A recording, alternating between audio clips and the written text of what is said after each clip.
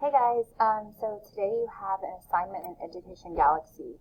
When you go to your class link, let me see if I can do this up here.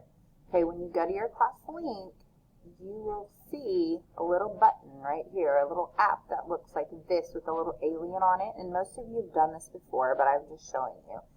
Okay, when you click on it, then it will open this up right here, and you have probably these two choices, Education Galaxy or Liftoff.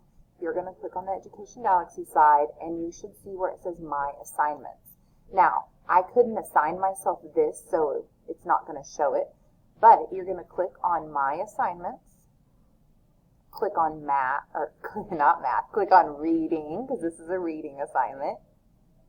All right, and when you click on there, it'll bring it up right here, New Assignments, and it's going to say Author's Purpose, and I think it'll say Author's Purpose Lit.